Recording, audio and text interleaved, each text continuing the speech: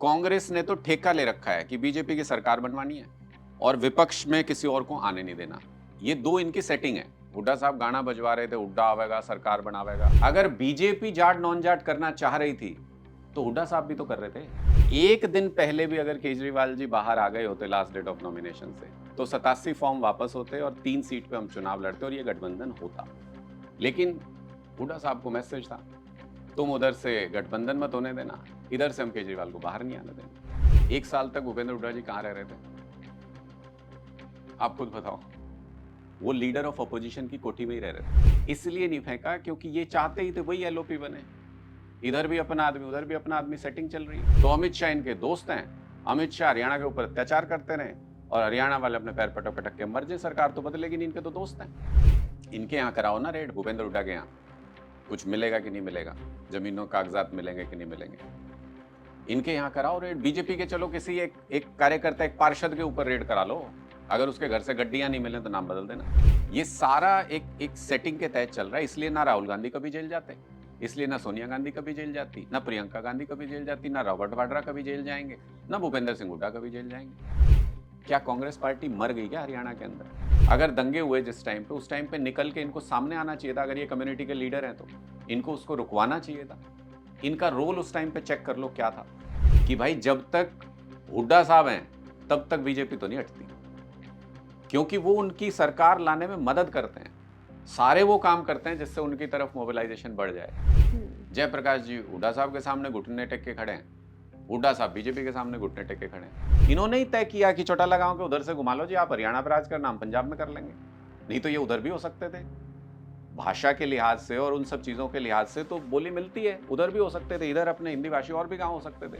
अपना कूड़े के ढेर के पास खड़े हो जाओ, भाई कूड़े तुझे तो जाना पड़ेगा, तुझे तो जाना पड़ेगा। नाली के पास खड़े हो जाओ, भाई नाली तुझे तो साफ होना पड़ेगा, तुझे साफ होना है। ये एक फार्मूला रेखा जी ने निकाला है। बास्केटबॉल पोल पे हाथ लगे और वो गिर जाए पोल, 150 किलो के प्लेयर लटक जाते हैं विदेश में बास्केटबॉल के रिंग पे, हम टीवी पे देखते हैं। कभी ऐसा हादसा नहीं हुआ। बहादुरगढ़ वाला दबा दिया था इन्होंने। और क्योंकि वो एक दलित समाज से आता है बच्चा, वो एससी वर्ग से आता है बच्चा, उसकी तरफ इन्होंने ध्यान तक नहीं दिया। राम राम नमस्कार। इस समय आप हरियाणा तक देख रहे हैं। मेरा नाम है सोनिया सत्यानिता। पॉडकास्ट की श्रृंखला को आगे बढ़ाते हुए आज हम आपको मुखातिब कराने वाले हैं अनुराग ढांडा साहब से। फिलहाल आम आदमी पार्टी में हैं, लेकिन आम आदमी पार्टी में आने से पहले वो मेरी तरह खबरें बताया करते, लोगों की समस्याएं क्या हैं ये सरकार तक पहुंचाया करते। अब एक नई जर्नी उनके हिस्से आई है। ढांडा साहब, बहुत शुक्रिया आप स्टूडियो में आए। बहुत बहुत आभार और आपका। जो ये आपकी जर्नी मैंने बताई है, मैं आपको चाहूँगी कि ये जर्नी शुरुआत से आप बताएँ। पत्रकार रहे आप और फिर कैसे आपका आना हुआ आम आदमी पार्टी में? नहीं देखिए, एक ही तरीके का काम मुझे लगता है पत्रकार का और राजनेता का, दोनों का हुँ, काम होता है कि लोगों की समस्याओं को मुखर तरीके से कहना, और सरकार जो उस वक्त बैठी है, सरकार में जो लोग बैठे हैं उन तक वो बात पहुंच जाए। कमजोर आदमी के पास संसाधन नहीं होते, मतलब हुँ, जो बड़ा आदमी है सरकार में है उसके पास प्रोपेगेंडा की 100 मशीनरी हैं, पर कमजोर आदमी की आवाज़ बहुत मजबूत नहीं होती है, तो उसको मजबूत करना।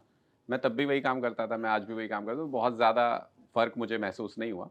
लेकिन मुझे लगा कि काफ़ी टाइम जर्नलिज्म में काम करने के बाद ये ज़रूर लगा कि अगर और बेहतर कुछ समाज के लिए करना है, एक लर्निंग होती है समय के साथ-साथ जो आदमी सीखता है। मुझे लगा और बेहतर कुछ करना है तो फिर सीधे राजनीति में आना चाहिए, और जहाँ पे आप एग्ज़ीक्यूट भी कर सको। जर्नलिज्म में हुँ, आप सिर्फ़ आवाज़ उठाते हो, उस मुद्दे को पहुँचाते हो सरकार तक, एग्ज़ीक्यूट सरकार को करना होता है। हुँ। जहाँ आप एग्ज़ीक्यूट भी कर सको, अगर उस पोज़ीशन पे हो तो शायद ज़्यादा बेहतर लोगों के लिए कर सकते हैं। आप कौन से वर्ष में आए थे सर जर्नलिज़्म में? देखिए, मैंने 2004 में अपनी इंजीनियरिंग कंप्लीट की। हुँ, फिर मैंने 2 साल मैंने इंजीनियरिंग के फील्ड में काम किया।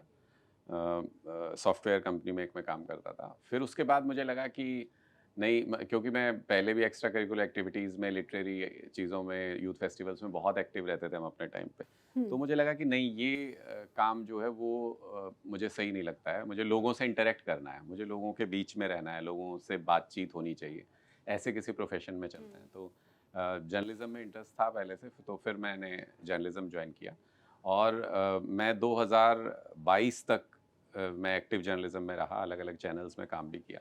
हुँ, फिर उसके बाद मैंने ये तय किया, और किसान आंदोलन जब अपना चल रहा था तो उसके बाद काफ़ी कुछ थॉट्स माइंड में चल रहे थे। तो उसके बाद ये तय किया कि नहीं, अब एक्टिव पॉलिटिक्स में चलते हैं और हुँ, वहाँ जा कर के सेवा करेंगे, वहाँ लोगों की बात हुँ। करेंगे। और आपका गांव है सर धनोरी गांव, धनौरी गांव है मेरा, कैथल जिले में पड़ता कैथल है। डिस्ट्रिक्ट में तो पड़ता है। उस समय तो बड़े कम होंगे जो छात्र होंगे जो पत्रकारिता चुनते होंगे, या इंजीनियर बन के, मतलब इंजीनियर बनना बहुत बड़ी बात है हाँ, खास ये तौर। मुझे कई लोग बोलते हैं कि इंजीनियरिंग के बाद तुम यहाँ कहाँ आ गए, तुम हाँ। जर्नलिज्म में कैसे आ गए? तो मुझे लगता है कि हमें वो करना चाहिए कि लाइफ बहुत छोटी सी होती है, बहुत छोटी जर्नी है।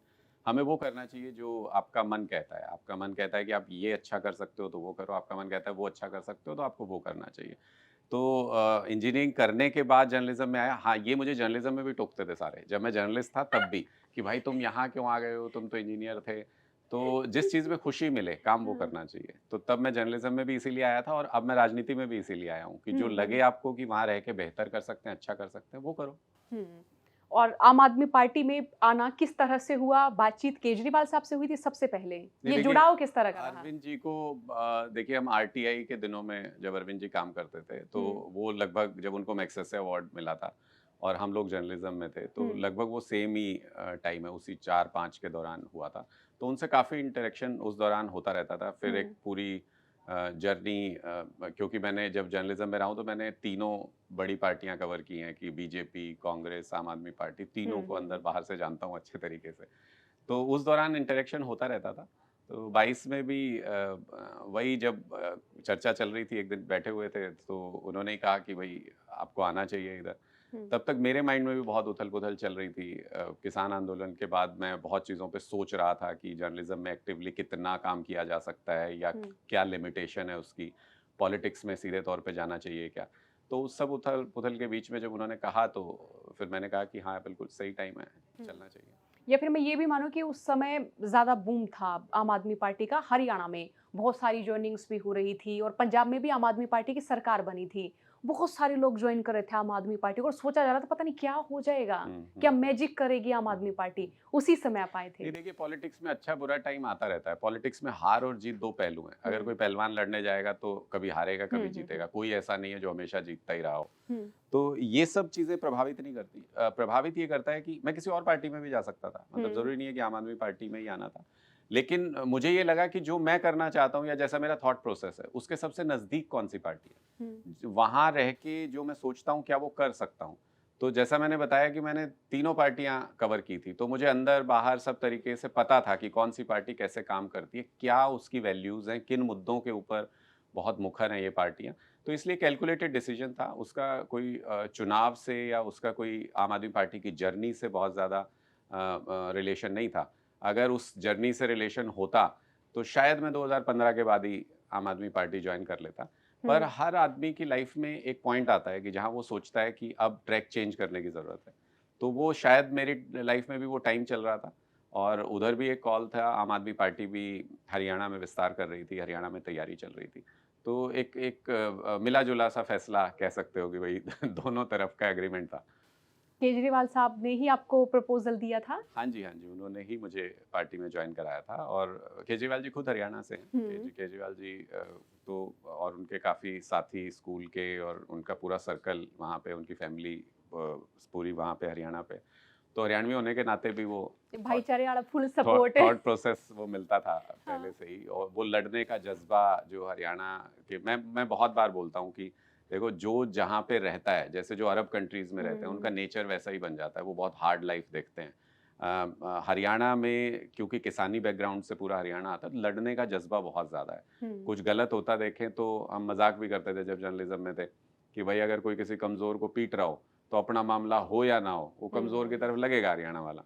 तो ये नेचर है हरियाणा का, पंजाब का, ये जो नॉर्दर्न बेल्ट है, इसका नेचर है जुझारू वाला कि हुँ, हुँ, हुँ। आपको अगर लगता है कि नहीं कोई कमज़ोर है, अच्छा काम कर रहा है, उसको कोई ताकतवर पीट रहा है, हुँ, तो हुँ। आप कमज़ोर की तरफ लगते हो, ये नेचर है। हुँ। तो वही सब सारी चीज़ें थी और वो बिल्कुल नेचर मेल खाता है, मतलब केजरीवाल जी में भी वही जुझारू प्रवृत्ति है, हुँ। लड़ जाना किसी चीज़ के लिए। मुझे वही चीज़ अच्छी लगती थी, हुँ। उन्होंने प्रभावित किया एक तरीके से ये देखें कि मैं उन्हीं से प्रभावित होके मैं आम आदमी पार्टी में जुड़ा। कि हुँ। भई कोई अपने यहाँ का आदमी है और वो ऐसा संघर्ष कर रहा है कि पूरे देश में, पूरी दुनिया में उसका नाम गूंज रहा है, तो उस हुँ। संघर्ष को मजबूत करना चाहिए। हुँ। अब विधानसभा इलेक्शन हुआ सर, इंडिया गठबंधन में कुछ इस तरह की खबरें आई कि आप सीट जितनी मांग रहे थे, हुड्डा साहब उतनी सीटों पे सहमत नहीं थे। क्या ऐसा था? क्या था भी ये इनसाइड स्टोरी क्या है? कोई भी नहीं समझ पाया, वो स्टोरी आई भी नहीं बाहर। बस इतना है कि हुड्डा साहब ने टोक दिया, ना जी इतनी सीट नहीं दे वहाँ। आम आदमी पार्टी वाले ने बोले जी इतनी डिमांड है हमारी तो। देखो ये चर्चा फिर उस दिशा में ले जाओगे तो लंबी चली जाएगी और मुझे लगता है कि थोड़ी सी अनकंफर्टेबल भी होगी भूपेंद्र हुड्डा जी के लिए या उनकी पार्टी के लिए, क्योंकि आज के दिन जो देश में चल रहा है, लोग कहते हैं कि बार बार बीजेपी कैसे जीत जाती है, लोग नापसंद करते हैं फिर भी बीजेपी कैसे जीत जाती है। अब जैसे हरियाणा का मैं उदाहरण लूँ तो तीसरी बार सरकार बीजेपी ने बना ली। लोग कहते थे यार ये तो दूसरी बार नहीं आने दे, तीसरी बार कैसे आ गए, इतना कैसे। तो अगर दो पहलवानों के बीच में सेटिंग हो जाए जो कुश्ती कर रहे हैं, तो रिजल्ट तो वही होगा ना जो पहले से तय कर लोगे आप। तो आज के दिन में जो हरियाणा का या देश का पॉलिटिकल सिनेरियो अगर आप देख लो, तो उसके अंदर बीजेपी ने विपक्ष को सेट कर लिया है। बीजेपी की कांग्रेस के साथ इस तरीके की ट्यूनिंग हो गई है कि आम आदमी पैर पटकता पटकता मर जाए, लेकिन सरकार बदलने की उसकी इच्छा पूरी नहीं हो सकती। और मैं बिल्कुल आप जब चर्चा करेंगे हम, तो मैं बहुत सारी चीज़ें आपके सामने आज रख रहा हूँ ये कि जिससे आप भी कहोगे कि ऐसा है। मैं 2-3 उदाहरण आपको देता हूँ। हम लोकसभा चुनाव एक साथ लड़े थे, कांग्रेस और हम गठबंधन में लड़े थे। हमारे पास एक लोकसभा सीट थी, कुरुक्षेत्र, और हमने अच्छा परफॉर्म भी किया, मतलब 20-25 हज़ार का मार्जिन रहा होगा वहाँ पे भी, और जो भी कारण थे मैंने उन पे भी उस वक्त बोला था, मैंने उस पे खुल के बोला था। लेकिन वो सारे कारण होने के बाद भी जब लोकसभा में हमें एक सीट मिली थी, तो आपको क्या लगता है विधानसभा में हमें कितनी सीटें मिलनी चाहिए थी? मतलब 9 विधानसभा सीट आती हैं एक लोकसभा में। तो उस नाते से 9 विधानसभा सीटों पे तो अधिकार बनता था सीधे, कि अगर आपने तब कंसीडर कर लिया था, तब भी तो कंसीडर करके ही दी होगी ना सीट, कि एक सीट अगर दी है तो अगर आपने तब इवैल्यूएशन कर लिया था तो एक सीट के हिसाब से 9 विधानसभा बनती थी। लेकिन हमारी इच्छा ये थी कि बीजेपी, लोगों की इच्छा है बीजेपी बदलनी चाहिए, तो हमें कोई अड़ना नहीं है उस बात पे। अरविंद केजरीवाल जी उस वक्त जेल में थे, बहुत सारी स्थितियां थी। हमने ये कहा कि हम कोई अड़ नहीं रहे किसी चीज़ पे। आप 9 में बोले जी 9 पसंद की नहीं दे सकते, तो हमने कहा ठीक है 4-5 हमारी पसंद की दे दो, 5 आप अपने हिसाब से दे दो जो भी देना चाहते हो। फिर हुआ कि नहीं जी 9 नहीं दे सकते, 7 दे सकते हैं। तो हमने कहा ठीक है 7 सीटें दे दो, क्योंकि हमें क्लियर मैसेज था अरविंद केजरीवाल जी की तरफ से कि देखो बीजेपी को हराना है, क्योंकि बीजेपी को लोग पसंद नहीं कर रहे, और उसके लिए अगर कॉम्प्रोमाइज़ कुछ करना पड़े तो हम करेंगे। 7 से हुआ 5 दे देंगे जी। 5 में भी ठीक है जी, 2-3 आपकी पसंद की, बाकी वैसे दे देंगे। फिर वो चलता रहा। आप लोग सब आपने देखा ये न्यूज़ में कवर होते हुए कि मीटिंग पे मीटिंग, मीटिंग पे मीटिंग। इतनी कौन-सी मीटिंग? गठबंधन करना है तो करो, लड़ाई लड़ो इकट्ठे मिलके। तो फिर 5 सीट हुआ, फिर अंत में हुआ कि 3 सीट दे देंगे जी। आप बिलीव कर सकते हैं कि हम इस हद तक कमिटेड थे बीजेपी को हराने के लिए, हमने कहा ठीक है हमें 3 भी मंज़ूर है, और उसके बाद भी गठबंधन नहीं हुआ। अगर गठबंधन नहीं करती भी कांग्रेस कि चलो हमें नहीं करना, तो हम सोचते ये पॉलिटिकल डिसीजन है। लेकिन जो मैं बता रहा हूं आप उन डेट्स को वेरीफाई करना। लास्ट डेट थी नॉमिनेशन वापस लेने की, जब सबने फॉर्म भर दिया, हमने भी सारे फॉर्म भर दिए, कांग्रेस ने भी भर दिए। तो इनको ये था कि अगर केजरीवाल जी बाहर आ गए तो चाहे आखिरी दिन हो ये गठबंधन होगा, क्योंकि अरविंद केजरीवाल जी ये कहते थे कि यार हमारी लड़ाई क्या है, हमारी लड़ाई ये है कि बीजेपी को हटाना है, ये बर्बाद कर रहे हैं हरियाणा को, तो फिर अड़ना क्यों है किसी चीज पे। एक दिन पहले भी अगर केजरीवाल जी बाहर आ गए होते लास्ट डेट ऑफ नॉमिनेशन से, तो 87 फॉर्म वापस होते और 3 सीट पे हम चुनाव लड़ते और ये गठबंधन होता। लेकिन हुड्डा साहब को मैसेज था तुम उधर से गठबंधन मत होने देना, इधर से हम केजरीवाल को बाहर नहीं आने देंगे। 12 तारीख लास्ट डेट ऑफ नॉमिनेशन थी वापस लेने की, 13 तारीख को केजरीवाल जी को इन्होंने बाहर आने दिया जेल से, उससे पहले बाहर ही नहीं आने दिया। 11 को सुनवाई हुई, 11 को चर्चा थी कि आएंगे आएंगे, 12 को सुनवाई, 12 को जमानत हो गई, 13 तारीख को इन्होंने बाहर आने दिया, सिर्फ इसलिए कि गठबंधन नहीं होना चाहिए। ये प्री डिसाइडेड था, ये बीजेपी ने भूपेंद्र हुड्डा के थ्रू एग्जीक्यूट किया। मैं पूरे कॉन्फिडेंस के साथ ये बात कह सकता हूं।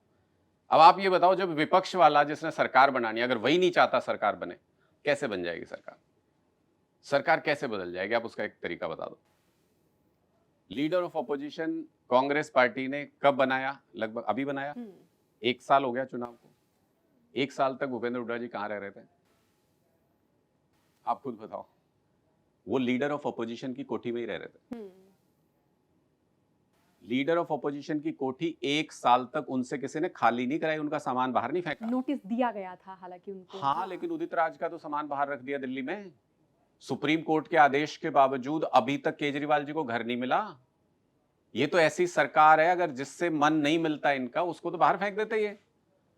भाई अगर भूपेंद्र हुड्डा जी इनके विरोधी नेता हैं, उनसे बनती नहीं इनकी, तो 1-2 महीने बाद नोटिस नाटिस देके बाहर फेंक देते, कौन सी बड़ी बात थी इनके लिए। जब किसानों को ये 1 साल तक सड़क पे बिठा के रख सकते हैं, तो भूपेंद्र हुड्डा को भी बाहर फेंक देते, क्यों नहीं फेंका? इसलिए नहीं फेंका क्योंकि ये चाहते ही थे वही एलओपी बने। इधर भी अपना आदमी, उधर भी अपना आदमी, सेटिंग चल रही है। इससे ज्यादा सेटिंग का क्या सबूत लोगे? क्यों नहीं है जेल में भाई आज के दिन में? लैंड स्कैम में किसको नहीं पता, किस जर्नलिस्ट को नहीं पता या किस अफसर को नहीं पता कि लैंड स्कैम में क्या क्या सबूत है इनके खिलाफ? रॉबर्ट वाड्रा ये क्यों नहीं है जेल में?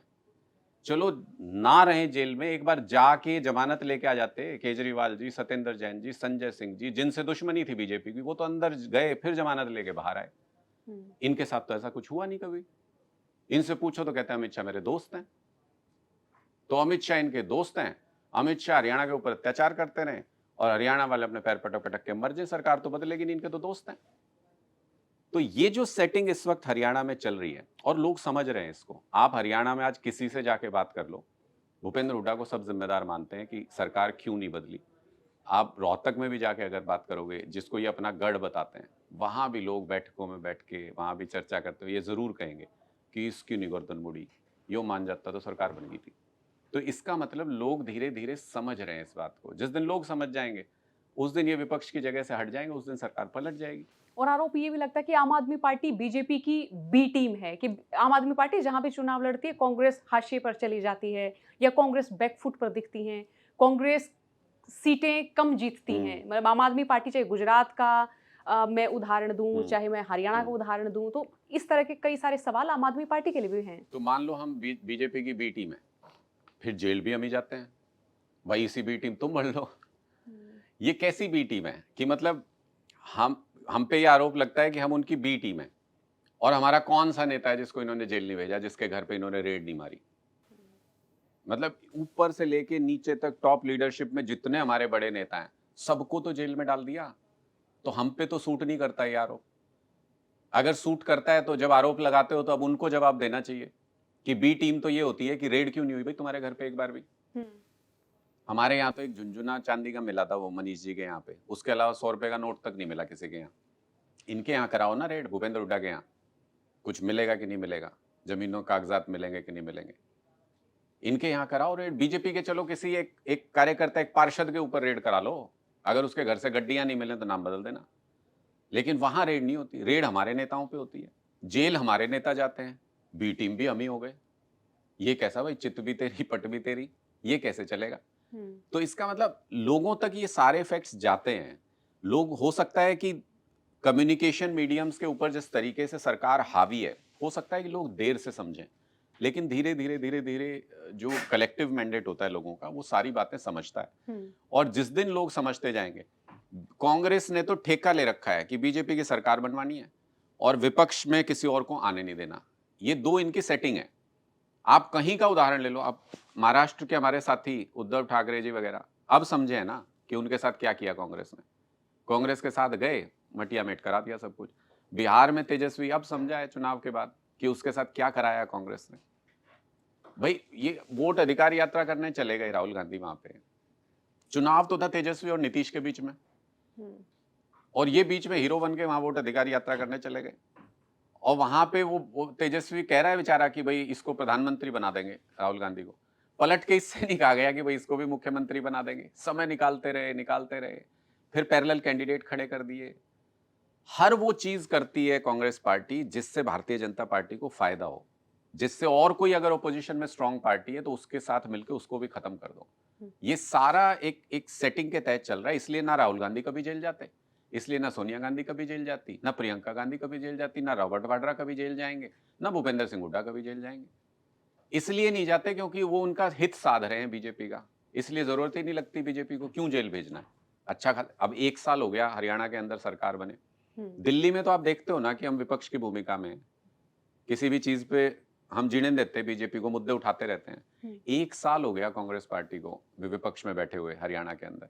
आप मुझे 2 मुद्दे बता दो जिनके ऊपर संघर्ष किया हो कांग्रेस पार्टी ने, सड़क पे उतरी हो। एक तो अभी हाल फिलहाल वोट चोरी का देख रहे हैं और उसमें भी हम देख रहे हैं खींचतान सी मची हुई है कि उस गुट के नेता आ गए, उस गुट के नेता नहीं आए। अब आप मुझे बताओ कि वोट चोरी की ये बात आपने की। वोट चोरी एक ऐसा मुद्दा है जिस पे अगर आप बीजेपी को घेर के अगर सारे फैक्ट्स को सामने ले आओ तो बीजेपी पूरी तरह एक्सपोज हो जाएगी। लेकिन वोट चोरी पे राहुल गांधी देखो, इतने बड़े नेता, उनकी पार्टी तो पूरे देश में है, लेकिन वो जो प्रेस कॉन्फ्रेंस करते हैं वो कहते हैं कि एक ब्राजीलियन मॉडल की फोटो लगी हुई है, ये देखो जी ऐसा वोट बना दिया इन्होंने। क्या कांग्रेस पार्टी मर गई क्या हरियाणा के अंदर? वो उस फैक्ट को वेरीफाई नहीं कर सकते थे जाके कि ये फोटो अगर लगी है तो ये वोटर है कि नहीं है असली, ये इसने वोट डाला था कि नहीं डाला था? इतनी कच्ची स्टोरी राहुल गांधी की प्रेस कॉन्फ्रेंस में जो वो नेशनल लेवल पे कर रहे हैं, ऐसी कच्ची स्टोरी सुनाई जाती है सुबह जिसकी शाम तक हवा निकल जाए कि भाई उससे जाके वेरीफाई करो। वो कहेंगे हाँ जी फोटो फोटो गलत लगी थी, वोट तो मैं डाल के आई थी, वो वोटर वहां एग्जिस्ट करता है। अरे वोट कटने वालों में सैकड़ों ऐसे लोग, हमने दिल्ली के चुनाव में दिखाया, हमने बिठा दिए लाके, जो ये कह रहे थे जी मेरे को मरा बता के वोट काट दिया, मैं तो जिंदा हूं। उनको क्यों नहीं लाते सामने, उनको क्यों नहीं बिठाते? क्योंकि राहुल गांधी का रोल जो है वो प्रेशर कुकर की सीटी की तरह है। प्रेशर कुकर में मान लो आप सीटी नहीं बजे तो क्या होगा? फट जाएगा कुकर। अब वो सीटी बजती है तो उसका प्रेशर रिलीज कर देती है। लोगों के अंदर भी बीजेपी के खिलाफ लगातार गुस्सा बढ़ता रहता है, प्रेशर बढ़ता रहता है, प्रेशर बढ़ता है। जब वो फटने को होता है तो राहुल गांधी आते हैं उस सिटी की हवा निकालने के लिए। जिस टाइम पे लड़ाई चल रही थी पाकिस्तान के साथ हमारी, सारा देश ये पूछ रहा था कि भाई आपने क्यों तो वो सरेंडर कर दिया, क्यों आपने सीज फायर कर दिया? हर आदमी, चाहे वो मीडिया वाला हो, चाहे वो विपक्ष का हो, चाहे वो आम पब्लिक हो, चाहे बीजेपी का सपोर्टर हो, हर आदमी की जुबान पे ये चीज थी, सीज फायर क्यों कर दिया? उस टाइम पे राहुल गांधी राष्ट्रीय पार्टी के नेता क्या सवाल लेके आए? उन्होंने ये नहीं पूछा कि आपने सीज फायर क्यों कर दिया। कह रहे हमारे कितने जहाज गिरे। क्यों भाई? ये सवाल तो किसी के मन में नहीं था, हमारे तो मन में था, हम तो नहीं पूछ रहे थे, ना कोई आम हिंदुस्तानी पूछ रहा था। वो तो ये कह रहे थे जी ये बताओ सीज फायर क्यों कर दिया, हमारी सेना जीत रही थी। राहुल गांधी अलग सवाल निकाल के लाए, कितने जहाज गिर गए हमारे। सारा नैरेटिव चेंज हो गया, सारा डिबेट चेंज हो गया, बीजेपी बच गई। बीजेपी से जो सवाल पूछने थे लोगों को वो गुम हो गए। तो जब जब बीजेपी मुसीबत में फंसती है, ये टेंडर दे रखा है कांग्रेस पार्टी को कि आपको हमें निकालना है, कमजोर विपक्ष बने रहना है, ना किसी और को विपक्ष में आने देना। ये सेटिंग चल रही है। जिस दिन तक ये सेटिंग लोगों को समझ में नहीं आएगी उस दिन तक स्टेटस को बना रहेगा, उस दिन तक बदलाव नहीं होगा। अनुराग सर, मैं जिस क्षेत्र में राहुल गांधी ने बताया था कि यहाँ पे फर्जी वोट गिरे, या वो जो ब्राजीलियन मॉडल वाला जो इलाका था, तो वहाँ के कई लोगों ने कई सारे सवाल वो मुझसे भी पूछे कि भाई वो जो इलाका है वो इलाका है जाटां का, यानी बाहुल्यता जो है जाट समाज की है, और ये वही समाज है जो बीजेपी पर लगातार आक्रामक रहता है कि भाई हम तो बीजेपी ने अब की बार सत्ता तबार करांगे। तो वो लोग तो बहुत चुनाव में थे कि बीजेपी तो हरवाणी हरवाणी है, बीजेपी तो हरवाणी है, और उन लोगों की बाहुल्यता जो कि अपने आप में बहुत मजबूत माने जाते हैं, वहाँ पे वोट चोरी कैसे हो सकता है? वो लोग बूथ पे भी हैं, वो लोग एजेंट भी हैं, वो लोग देख भी रहे हैं। तो उन्हीं गढ़ में से, उन्हीं गाँव में से एक आदमी 3 से 4 बार, या कोई भी महिला 3 से 4 बार कैसे वोट दे देगी? नहीं तो देखो, बोले उन लोगों का ये गुस्सा था सर कि हमको ऐसा लग रहा है कि हुड्डा साहब जब कहीं पर घिरते दिखते हैं तो इस तरह वाला मैटर मतलब वो ले आते हैं कोई भी व्यक्ति कांग्रेस देखो का। ये सच्चाई है। ये ताली कभी एक हाथ से नहीं बजती। अगर हरियाणा के अंदर अगर जाट नॉन जाट का इशू आया, अगर दंगे हुए हरियाणा के अंदर, एक हाथ से ताली कैसे बज जाएगी? दूसरा आदमी तो होना चाहिए ना उसके लिए। जब पूरे इलेक्शन के दौरान हुड्डा साहब गाना बजवा रहे थे, हुड्डा आवेगा सरकार बनावेगा, हाँ, ये चला है तो सर। अपनी सरकार बनाने के लिए थोड़ी गा रहे थे। बीजेपी की सरकार बनवाने के लिए उस गाना बजाया जा रहा था। ना वो गाना बजता ना बीजेपी की सरकार बनती। मेरे से आज लिखवा लो आप ये बात। उनको पता थी ये बात। अगर बीजेपी जाट नॉन जाट करना चाह रही थी तो हुड्डा साहब भी तो कर रहे थे, वो नहीं कर रहे थे क्या? तो समाज के लिए अगर कुछ करना है तो आप फैक्ट्स पे ये लेके आओ कि भाई जाट समाज के लिए ये किया, नॉन जाट समाज के लिए बीजेपी ने ये किया। ना बीजेपी ने नॉन जाट के लिए कुछ किया, ना हुड्डा साहब ने जाट समाज के लिए कुछ किया। इन्होंने बस लड़वाया एक दूसरे को, मरवाया लोगों को आपस में। जितना झगड़ा हो सकता सिर्फ इसलिए मैं जाटों का नेता बना रहा हूं, बीजेपी में हम नॉन जाट के नेता बने रहे। सिर्फ इसलिए इन्होंने पूरे हरियाणा के अंदर फूट डाल दी, पूरे हरियाणा को लड़ने भिड़ने दिया। नहीं तो इनका फर्ज क्या बनता था? अगर दंगे हुए जिस टाइम पे, उस टाइम पे निकल के इनको सामने आना चाहिए था। अगर ये कम्युनिटी के लीडर हैं तो इनको उसको रुकवाना चाहिए था। इनका रोल उस टाइम पे चेक कर लो क्या था, इनकी क्या जिम्मेदारी थी और इन्होंने क्या किया। तो अगर बीजेपी इसमें कसूरवार है तो बराबर की कसूरवार कांग्रेस पार्टी है। और अगर बीजेपी आज सत्ता में और लोग कांग्रेस से इतनी नफरत करते हैं तो उनके कांड हैं जो 70 साल में उन्होंने किए हैं, उसकी वजह से लोग कांग्रेस से इतना नफरत करते हैं।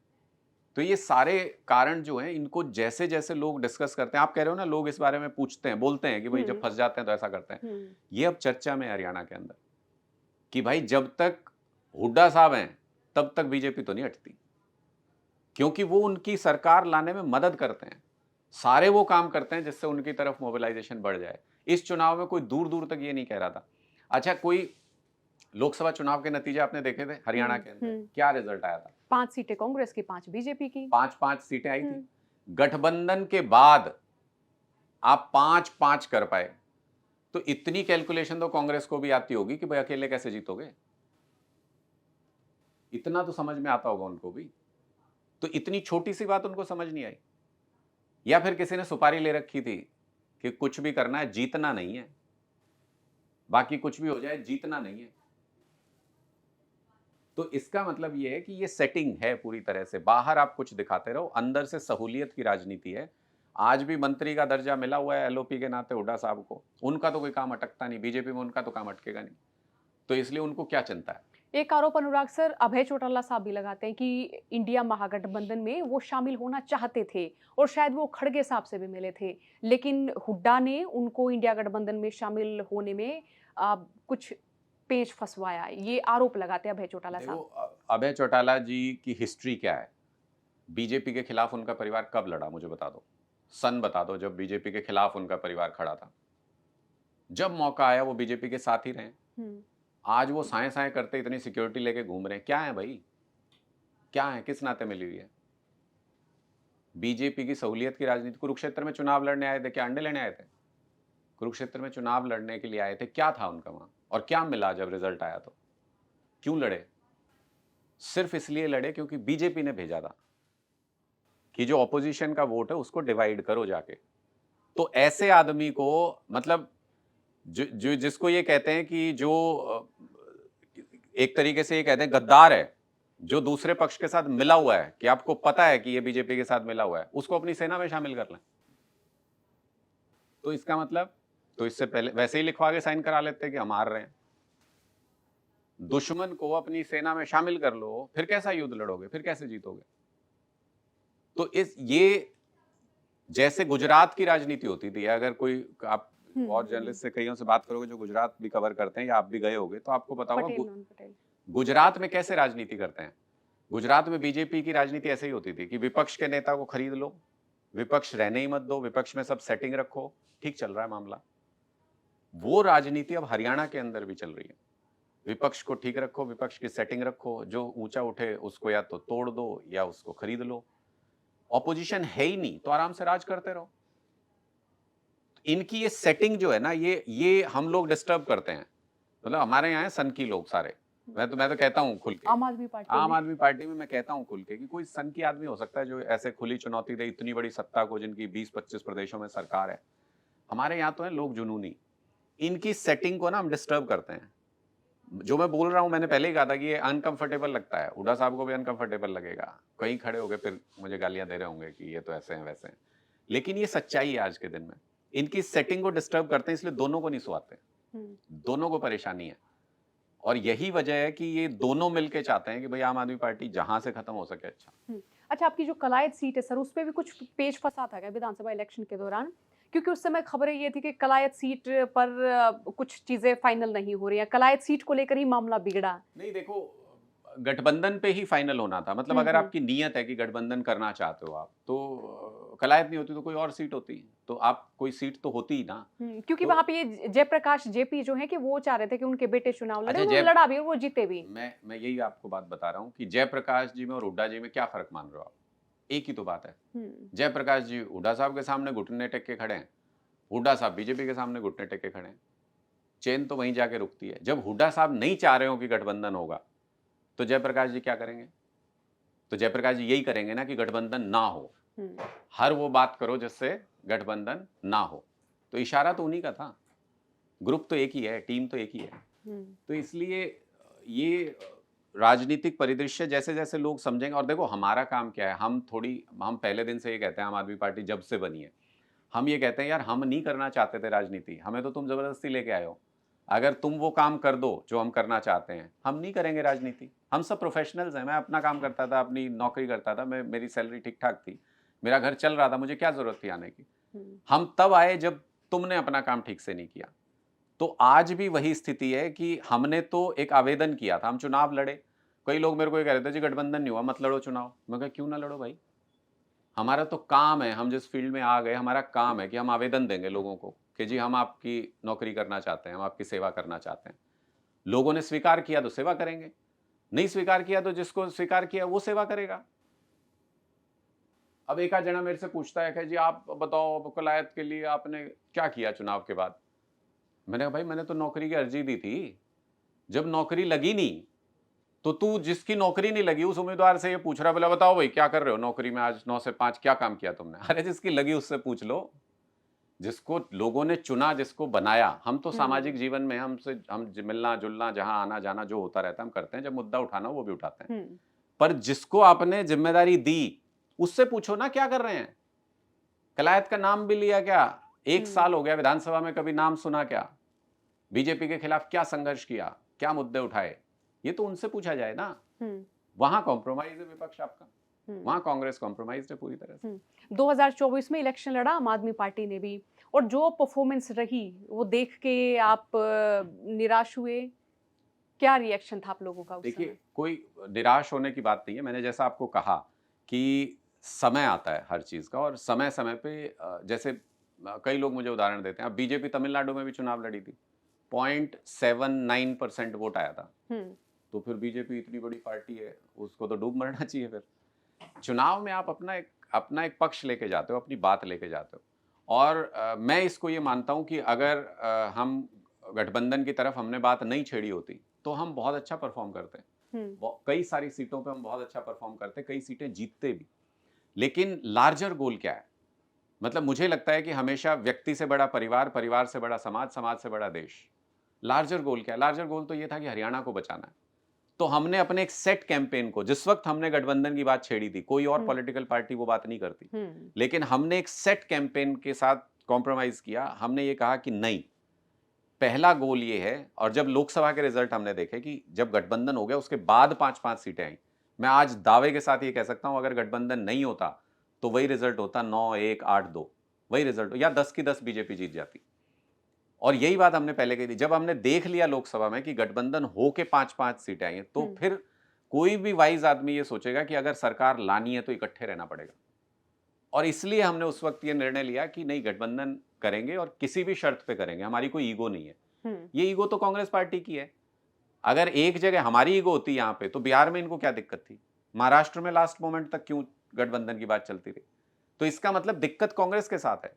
और दिक्कत ऐसी नहीं है कि जो नेचुरल है, दिक्कत ऐसी है कि जो ये जानबूझ के करते हैं अपने पार्टनर्स को खत्म करने के लिए, उनकी राजनीति खत्म करने के लिए और खुद विपक्ष में बैठने के लिए। इनका ये सेट पैटर्न है। मैं तो कहता हूं तेजस्वी अकेले चुनाव लड़ता तो शायद ज्यादा सीट जीत जाता इनसे। तो इसका मतलब अब ये मैसेज एक क्लियर है सारी पॉलिटिकल पार्टीज को पूरे देश के अंदर, जो कांग्रेस के साथ जाएगा वो अपना खात्मा खुद लिख रहा है। वो ये निर्णय खुद कर रहा है कि कांग्रेस पार्टी हमें खत्म करा देगी, खुद विपक्ष में बैठ जाएगी और बीजेपी सत्ता में आएगी। वो खुद अपने हाथ से ये ऑर्डर लिख के दे रहा है। तो इसलिए अब अखिलेश जी का अगला चुनाव, ये तो उनको सोचना है। हम तो उनको भी कहते हैं कि कांग्रेस जो है ये खत्म करने के लिए है, बीजेपी की मदद करने के लिए है। इससे दूर हो जाओगे तो जीत जाओगे। या फिर मैं ये भी मानूं कि हरियाणा में कोई बड़ा स्थापित चेहरा आम आदमी पार्टी के हिस्से नहीं है? चौधरी निर्मल सिंह, चित्रा सरवारा ये थे आम आदमी पार्टी में, फिर उन्होंने पार्टी छोड़ दी, कांग्रेस में चले गए ये लोग। तो आपको क्या लगता है कि जो चेहरे हैं वो एक तरह से जो स्थापित चेहरे हैं राजनीति के, उनकी तरह स्पीच देना, उनकी तरह लोगों से मिलना जुलना वो उतना नहीं कर पाते? देखिए आपको लगता है कमी है? हम तो पहले दिन से कहते हैं हम तो आम आदमी हैं, हम तो कोई नेता नहीं है। आपने निर्मल सिंह जी की बात की, चौधरी निर्मल सिंह की, तो वही कहते थे कि हुड्डा साहब तो मेरे बहुत खास हैं, दोनों को टिकट दे देंगे। हमने कहा जी ना पहले दी ना अब देंगे। तो उन्होंने कहा नहीं नहीं इस बार तो बात पक्की हो गई, इस बार दोनों को दे देंगे। फिर हुआ क्या, फिर चित्रा जी को वैसे ही निर्दलीय चुनाव लड़ना पड़ा, फिर टिकट नहीं दी। तो इसका मतलब कि वो चौधरी निर्मल सिंह से ज्यादा बीजेपी के सगे हैं। मतलब उन्होंने हर वो काम किया कि भाई बीजेपी जीतनी चाहिए हर हालत में, अपने आदमी कोई कहीं रह जाए तो रह जाए।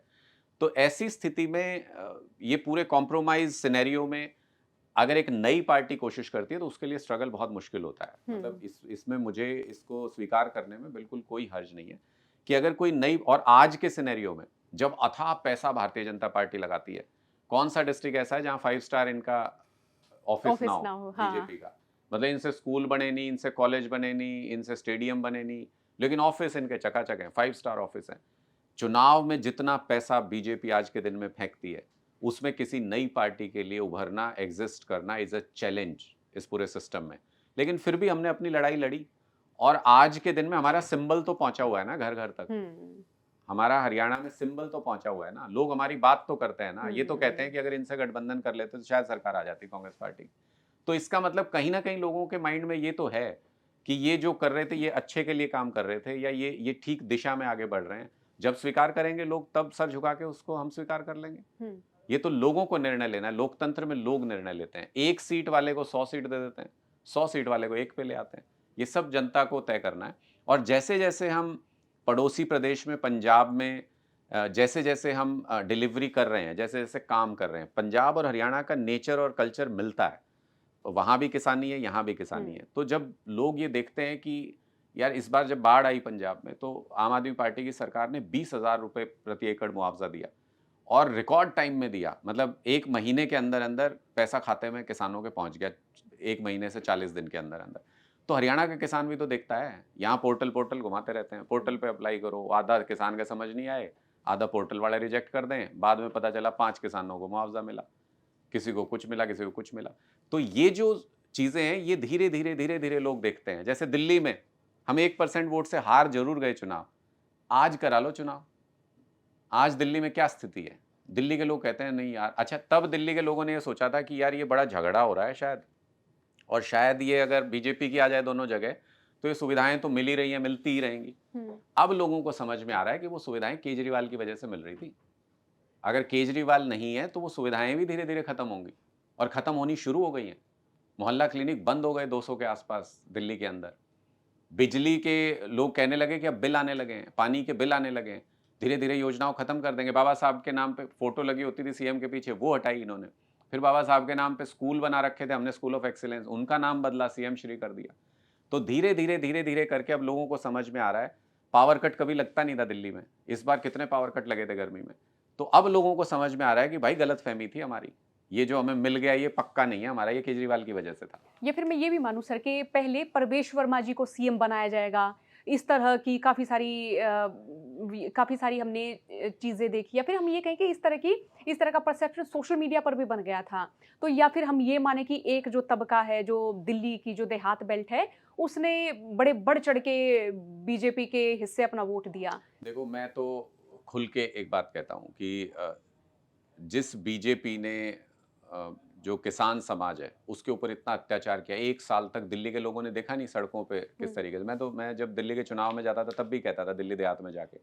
कई लोग कहते भी थे कि जी आपको और ज़्यादा आना चाहिए, लोगों से बात करनी चाहिए। तो मैं तब भी कहता था उनको, मैंने कहा ये इतना तो पक्का है ना कि ये तुम्हारे दुश्मन हैं। हम सगे हैं कि नहीं है ये तो बाद में देख लेना।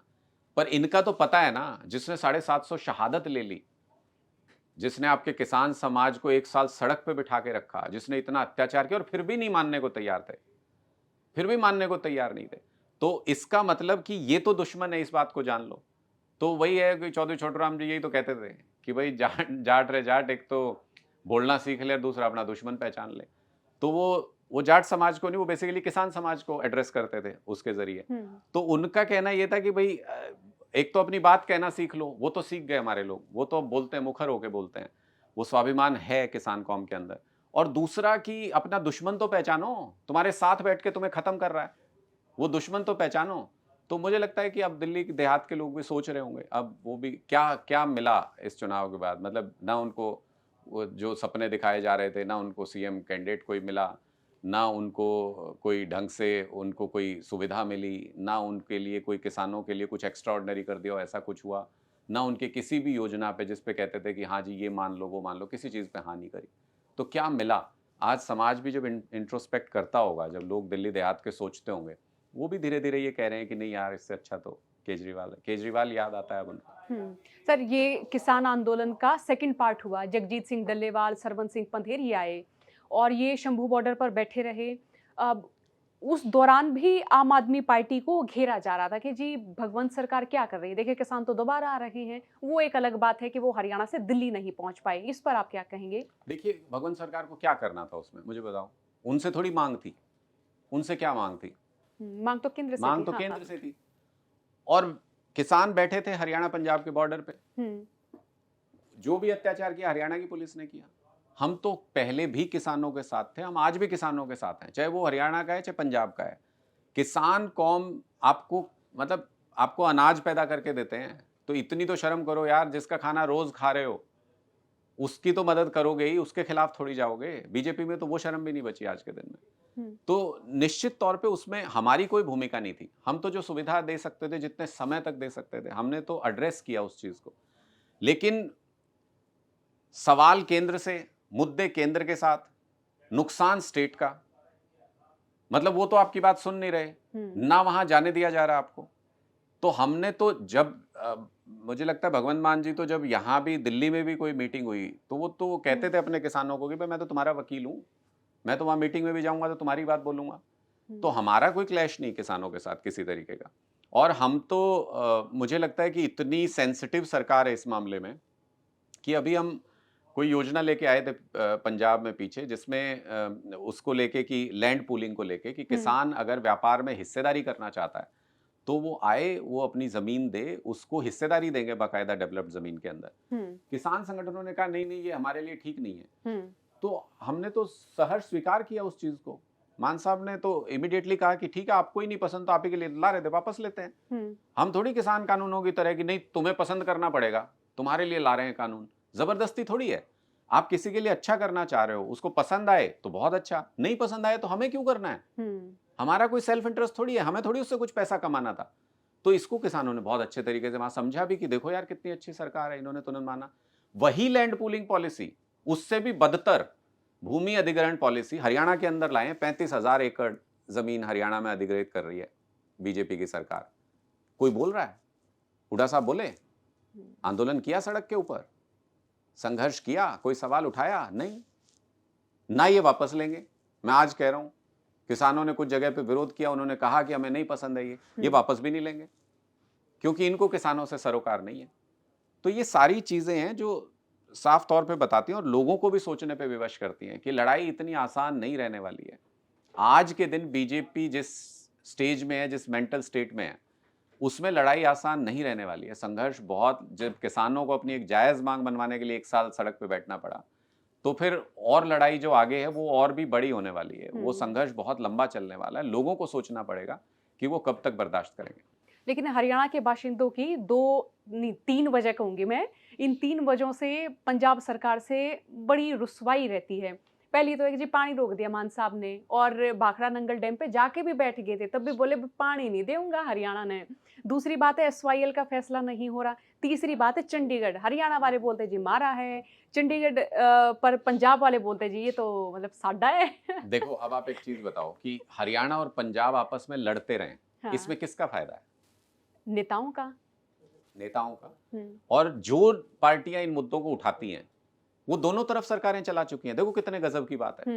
मतलब जो इधर चौटाला साहब सरकार चला रहे थे, उधर अकाली सरकार चला रहे थे। ये अलग थोड़ी हैं, ये परिवार ही समझ लो। ये तो जब हरियाणा पंजाब बन रहा था तो मुझे लगता है इन्होंने लकीर भी जानबूझ के चौटाला गांव के उस तरफ से घुमा दी। ये तू उधर राज कर लियो, मैं बादल इधर साहब राज को कर तो पगड़ी लूंगा। बदल भाई बोला जाता है ना चौटाला साहब का। कह तो रहा हूँ, ये है ही, मतलब ये फैमिली रिलेशंस हैं बहुत अच्छे, आप समझ लो एक परिवार की तरह हैं। और यही थे निर्णय करने वाले हरियाणा पंजाब के बॉर्डर्स का। इन्होंने ही तय किया कि चौटाला गांव के उधर से घुमा लो जी, आप हरियाणा पर राज करना, हम पंजाब में कर लेंगे। नहीं तो ये उधर भी हो सकते थे। भाषा के लिहाज से और उन सब चीजों के लिहाज से तो बोली मिलती है, उधर भी हो सकते थे, इधर अपने हिंदी भाषी और भी गांव हो सकते थे। यही थे तय करने वाले। तो मैं ये कहता हूं भाई, जब तुम एक ही परिवार दोनों तरफ राज कर रहा था, कर लेते तुम जो समाधान करना था, क्यों नहीं किया? क्योंकि लड़ाई करवानी थी।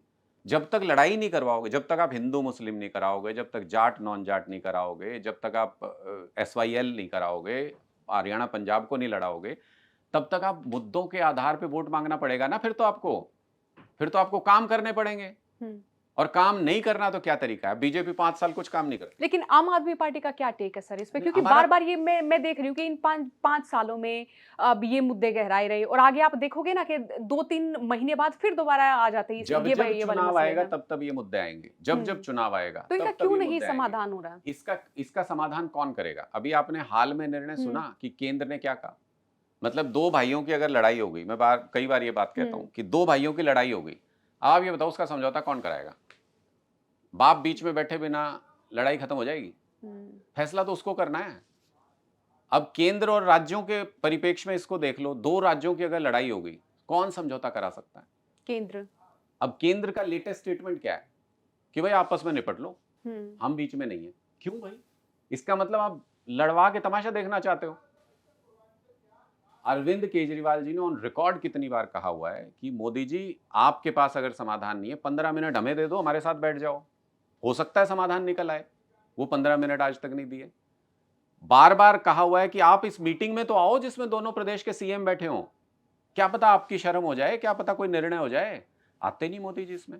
यानी पहल की गई है जब आम आदमी पार्टी की ओर बहुत से। बार हुँ, हमने तो पब्लिक मंच से बोला हुआ है। अब हिसार में अरविंद जी ने हुँ, पब्लिक स्टेटमेंट दिया था कि भैया 5 मिनट चाय पे हमें बुला लो, हम बैठ के बात कर लेते हैं, कुछ तो समाधान निकलेगा। हुँ, दूसरा कि आप ये देखो कि 2019 की रैली में मोदी जी जब हरियाणा में आए थे, वो कह के गए थे पाकिस्तान पानी जा रहा है, मैं इसको रोकूंगा, मैं इधर लेके आऊंगा।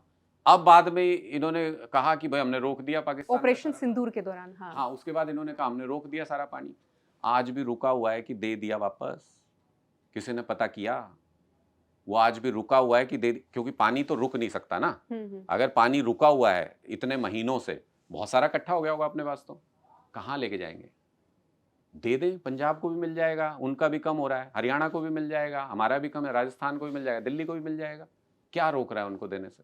क्यों नहीं देते? दूसरा कि सिर्फ और सिर्फ राजनीति अगर आपको करनी हो, तो आप अगर आंकड़ों पे मुझे पेपर पे ये दिखा दो कि पीने का पानी जो अभी इशू बनाया इन्होंने, पीने का पानी का कभी कोई इशू नहीं हुआ हरियाणा पंजाब के बीच में। पीने का पानी जितना अलॉटेड है वो सारा आता हुँ। रहा है। इस बार इन्होंने इशू बनाया पीने के पानी का। अगर कागज पे नायब सैनी जी ये दिखा दें कि जितना उनको अलॉटेड था उससे एक बूंद भी कम पानी मिला है उधर से, मैं आज राजनीति छोड़ दूंगा, मैं अपनी सरकार की खिलाफत कर दूंगा। नहीं है ना ऐसा।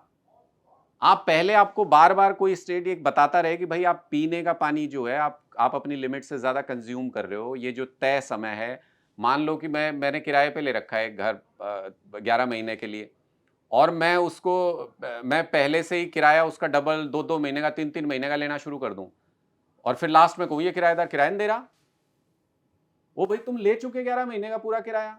हुँ, तो जो पीने का पानी, और वो पीने का पानी जब आप लेते हो वहां से डिस्ट्रीब्यूट कैसे करते हो हरियाणा के अंदर, लीकेज कितना है, पहुंचता है कि नहीं पहुंचता है, गलती अपनी, थोप दो किसी दूसरे के सिर पे। SYL is totally different issue.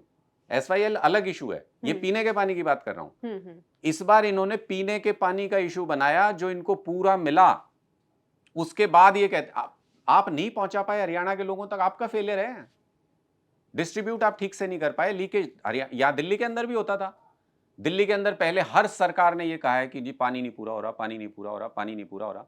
हमारी 10 साल सरकार थी, हमने वो पानी लोगों तक पहुंचाया, सबको फ्री में दिया, सारी लीकेज बंद की, और पानी का इशू धीरे धीरे धीरे धीरे सॉर्ट होता चला गया। दिल्ली में कमी पड़नी बहुत कम हो गई। तो आप अपनी कमी के लिए किसी दूसरे के सिर पे थोपोगे तो झगड़ा तो होगा ही होगा, और वो झगड़ा सिर्फ और सिर्फ पॉलिटिकल पर्पस के लिए करते हैं। अगर समाधान करना हो तो हो सकता है मोदी जी को बैठना पड़ेगा, सबको एक राय करना पड़ेगा। केंद्र का अधिकार होता है संसाधनों पे, खनिज पे केंद्र का अधिकार है, पानी पे केंद्र का अधिकार है, सारे संसाधन जो है जितने भी प्राकृतिक संसाधन वो केंद्र के अधिकार में आते हैं। पानी किसको कितना देना है ये फैसला बाप को करना पड़ेगा। 2 भाइयों की तो आपस में लड़ाई होगी होगी, उनका निर्णय नहीं हो सकता किसी भी हालत में। तो ये बात लोगों को भी अब धीरे धीरे समझ में आ रही है। एसवाईएल अब एक चुनावी मुद्दा बन के रह गया है। हरियाणा के लोग भी अब इस बात को समझते हैं, यार ये चुनाव आता है तभी इनको बड़ा पानी याद आता है, 5 साल हमें पानी की जरूरत होती है तब नहीं याद आता इनको। तो इसलिए वो चुनावी मुद्दा बन के रह गया है। और मैं तो नायब सिंह जी आजकल तो बड़े जा रहे हैं, पंजाब में बड़ी राजनीति कर रहे हैं। तो बोया पेड़ बबूल का तो आम कहां से हुए? जब आप यहां वो सवाल कर रहे हो उनसे, तो नायब जी वहां जाएंगे सवाल नहीं होगा। वहां भी होगा। तो इसका मतलब जो अंग्रेज करते थे भाई को भाई से लड़ाई रखो तो अपनी ठीक चलती रहेगी, वही ये लोग कर रहे हैं। बीजेपी बिल्कुल उन्हीं के नक्शे कदमों पे चल रही है, अंग्रेजों पे। ये वो गोरे अंग्रेज चले गए, ये काले अंग्रेज आ गए अब। और चंडीगढ़ का जो रोड़ा है वो तो मेरे को लगता ही नहीं कि सुलझेगा। देखो उसके लिए भी समाधान है। हाँ।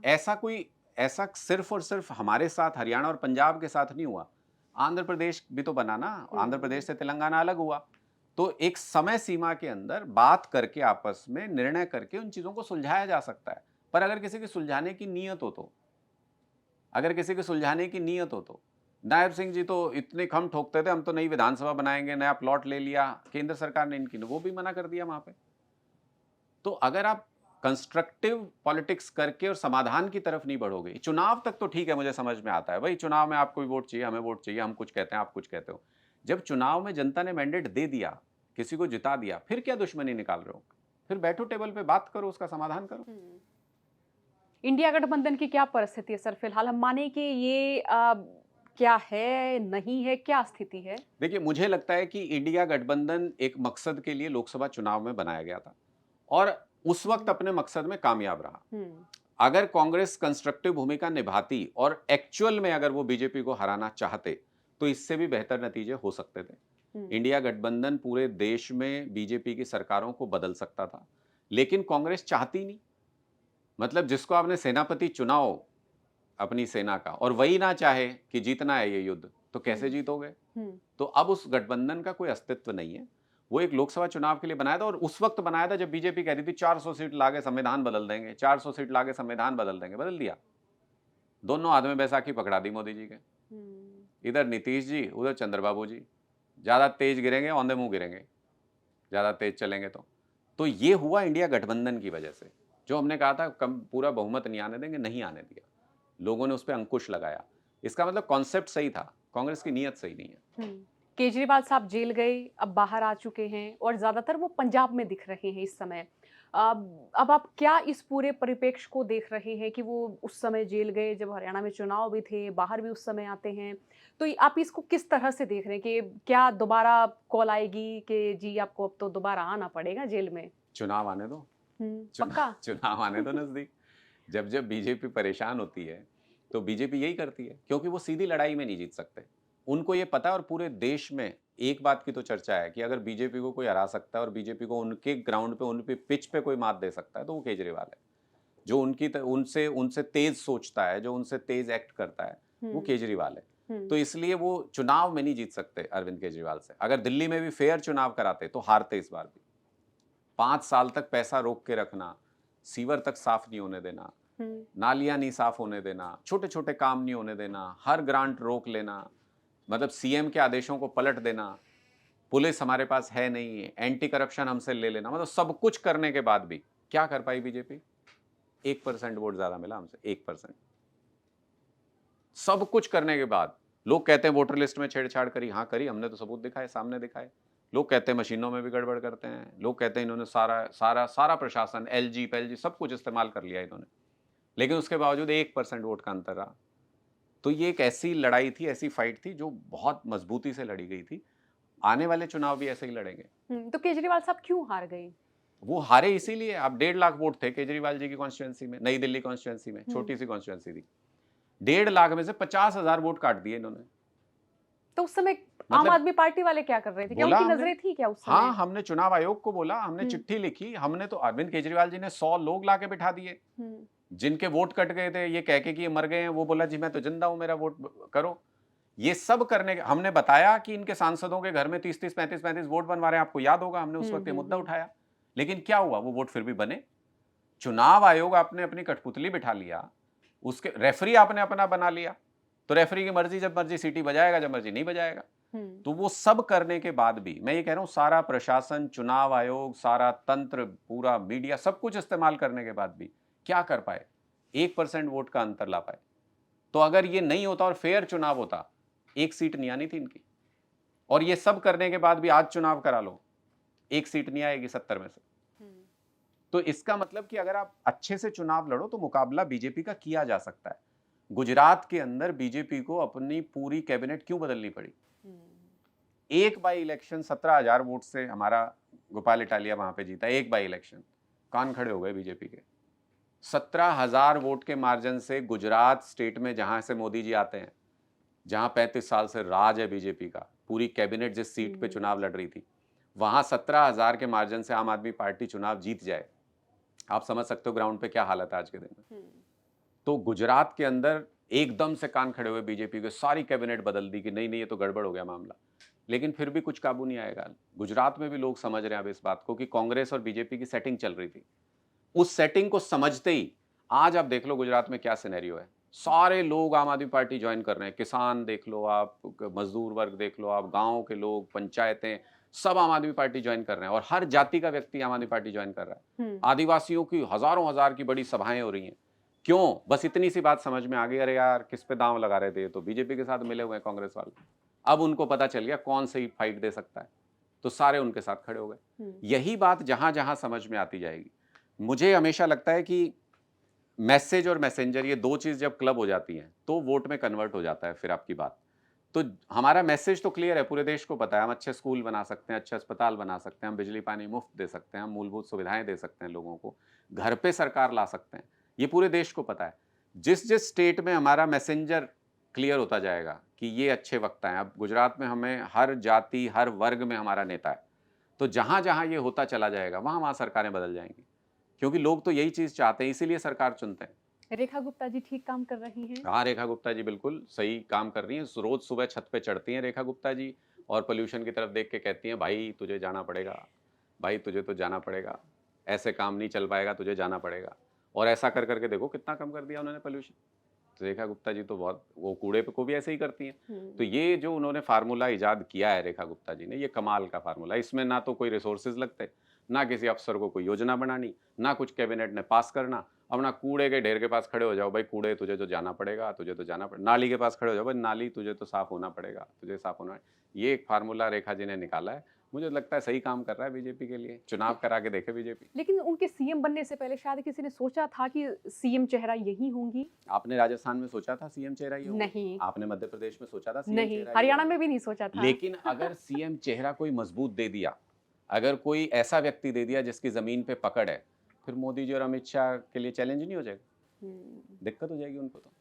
तो इसलिए बीजेपी में अब ये परंपरा चल पड़ी कि नीचे लीडरशिप को इतना कमजोर रखो कि जिसके साथ एक विधायक नहीं जुड़ना, जिसके साथ 4 विधायक इकट्ठे नहीं होंगे, जिसको ढंग से बोलना नहीं आता हो, जिसको राजनीति की समझ नहीं हो, जिसको एडमिनिस्ट्रेशन की समझ नहीं हो, ऐसे व्यक्ति को बिठा दो, पपेट की तरह ऊपर से उनको चलाया जाए। हरियाणा का मुख्यमंत्री कौन है आज के दिन में? नायब सैनी साहब। पक्की बात है, हरियाणा के लोग यही कहते हैं, आपको भी पता है ना। तो इसका मतलब कि ऐसा व्यक्ति जिसकी डोर पकड़ के उसको ऊपर से चलाया जा सके, ऐसे लोगों को आप चलाने को दे दो स्टेट, तो आसानी से आप कंट्रोल कर सकते हो। तानाशाही यही तो होती है। चुनाव तो सद्दाम हुसैन भी कराते थे, इराक में 35 साल चुनाव कराते रहे, राष्ट्रपति बनते रहे। तो ऐसे चुनाव अगर आपको मैनिपुलेट करके कराना है और अगर नीचे लीडरशिप बनने नहीं देनी और तानाशाही चलानी है, तो यही तरीका होता है, ये वही लक्षण है सारे के सारे। मैं हर चीज पे केजरीवाल जी से अग्री करता हूँ। हो सकता है मैं किसी चीज पे अपनी अलग राय रखता हूँ, मैं उनके सामने रख देता हूँ वो और राय, ये स्वीकृति होती है आम आदमी पार्टी निश्चित में। तौर पे होती है। तो तरीका ही यही है, अगर इतने लोगों से मिलके संगठन बना है तो हर मुद्दे पे हर व्यक्ति का अलग विचार हो सकता है, पर वो लड़ाई थोड़ी है। हमारी क्या लड़ाई है? ऐसे मतलब तानाशाही वाली नहीं होती कि बॉस हो गए केजरीवाल साहब और उनके सामने अगर कोई बोलेंगे तो वो पार्टी से बाहर कर दे जाए, ऐसा नहीं है। नहीं, मैं अरविंद केजरीवाल जी के बारे में आपको एक बात बताऊं कि वो उनकी शार्प जो पॉलिटिकल समझ है वो इसीलिए है। ये मैंने जर्नलिस्ट के तौर पे भी पहले ऑब्जर्व किया था और मैं पार्टी के अंदर रह के भी ऑब्जर्व करता हूँ कि वो बहुत से लोगों से बात करते हैं, रेगुलर, लगातार लोगों से मिलते रहना।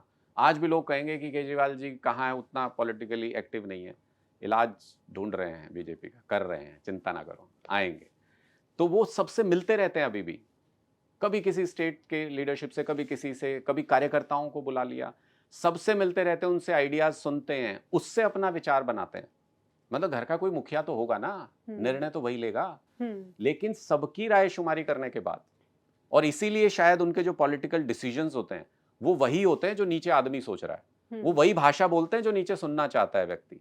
ऐसे बहुत कम स्पीकर आज के दिन में देश में हैं जो बोले तो आम आदमी की जुबान बोलते हैं, जो सुनता है नीचे आदमी। तो वो वहीं से आता है। अगर उनके पास वो इनपुट नहीं आएगा तो वो कैसे बोलेंगे? कोई अपने आप से इमेजिन करके बोल सकता है वो बात? तो इसलिए सुनते हैं, सबसे राय मशवरा करके निर्णय होता है। ये तो बाहर सब पॉलिटिकल इमेजरी बनाई जाती है कि ऐसा है वैसा है, ये आपस में लड़ रहे हैं, ये वो हो रहा है।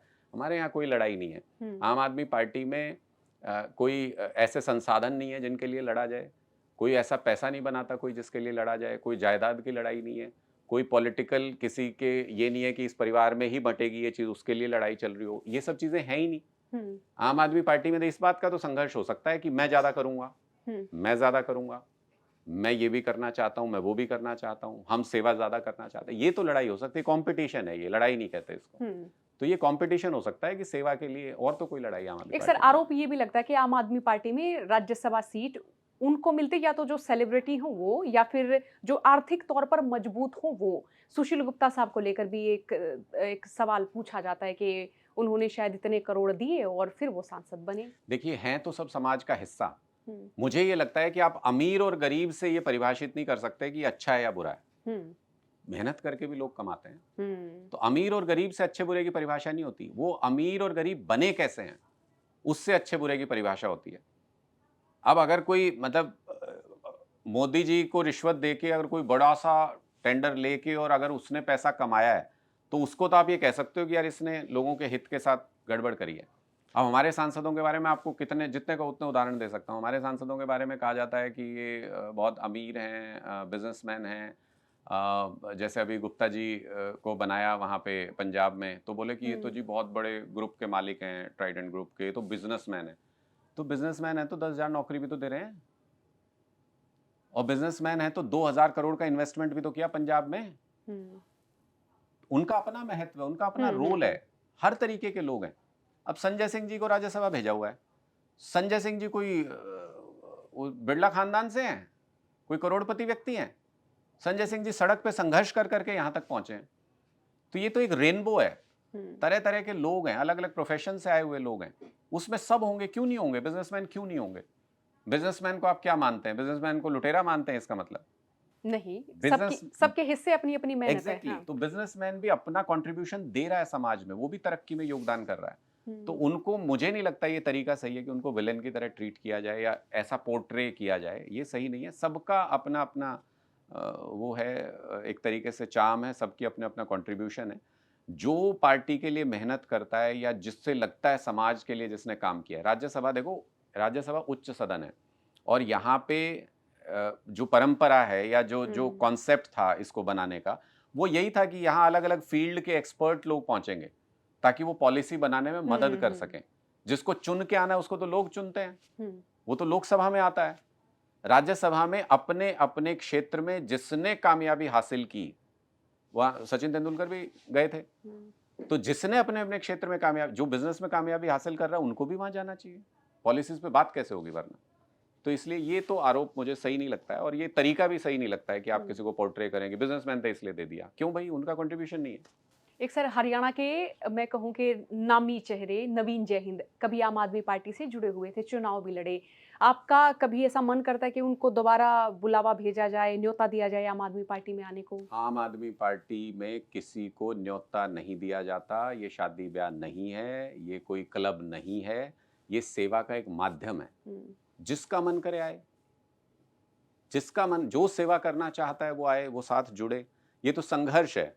अब आंदोलन में, जैसे आजादी का आंदोलन हुआ, भगत सिंह जी को न्योता देने गया था कोई उनके घर पे? नहीं। कि आपको आना है, शहादत देनी है, अपने से आए ना, क्योंकि देश का भला चाहते थे। तो देश का भला चाहते होंगे वो आएंगे। या फिर मैं ये कहूँ जो पार्टी छोड़ गए। मैं फिर कहता हूं कि आम आदमी पार्टी के किसी के लिए हमने नहीं दरवाजे बंद किए। मुझे तो आप किसी एक नेता का नाम बताओ इनमें से जिसको हमने निकालने का आदेश निकाला हो। कोई चिट्ठी दिखा सकते हो किसी भी नेता की? नहीं, ये तो नहीं हुआ। हाँ। तो वो छोड़ के गए ना। इसी से पता चलता है कि कितनी लोकतांत्रिक व्यवस्था है। आपका मन किया सेवा करोगे, आओ। आपको लगा कि यार मेरे बस की बात नहीं है, मैं तो नहीं ये केस झेल सकता, मैं तो ये लड़ाई नहीं लड़ सकता। कई लोग हमें सुझाव देते हैं, मुझे ही ज्ञान देते हैं कई लोग कि ये बीजेपी वाले छोड़ेंगे नहीं, इतने, ये तो इनके पास इतना पैसा है और ये बर्बाद कर देंगे। तो मैंने कर देंगे, मेरी कॉल है ना, मैंने निर्णय लिया है ना कि मुझे बर्बाद होना है, तो मैं लड़ाई लड़ रहा हूँ। इसी तरह से सबका अपना निर्णय है। किसी को अगर पार्टी में कोई आए, पार्टी में वो ये चाहे कि भाई मुझे राज्यसभा भेजोगे तो मैं रहूंगा, नहीं तो नहीं रहूंगा, तो जा भाई, इसके लिए थोड़ी पार्टी बनाई थी। पार्टी तो इसलिए बनाई थी कि एक मंच है, देश की सेवा करनी हो, देश के लिए लड़ना है, तो आइए, स्वागत है आपका। और आम आदमी पार्टी के हिस्से कोई ऐसे जाति वाला टैग नहीं लगा है। और हाँ लगेगा भी नहीं हाँ। कभी, और कभी लगेगा भी नहीं, क्योंकि मुझे ये लगता है कि कई लोग ये कहते हैं कि इस जाति का नेता होना चाहिए या उस जाति का नेता होना चाहिए, उससे फर्क नहीं पड़ता। फर्क इससे पड़ता है कि आप चलो मान लिया किसी जाति के नेता हो आप, उस जाति के लिए करो तो सही कुछ। और हमारी ऐसी योजनाएं हैं जो सबके लिए हैं। मतलब हमने स्कूल बनाए तो जाति को फायदा नहीं होता, सबको फायदा होता है।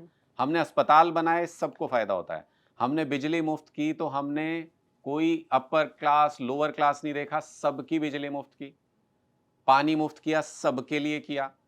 तो इसलिए हमारी जो योजना है या हमारा जो सोचने का तरीका है वो ऐसा है कि समाज में सबको साथ लेके चलो। रिवॉर्ड करने के और तरीके बहुत हैं।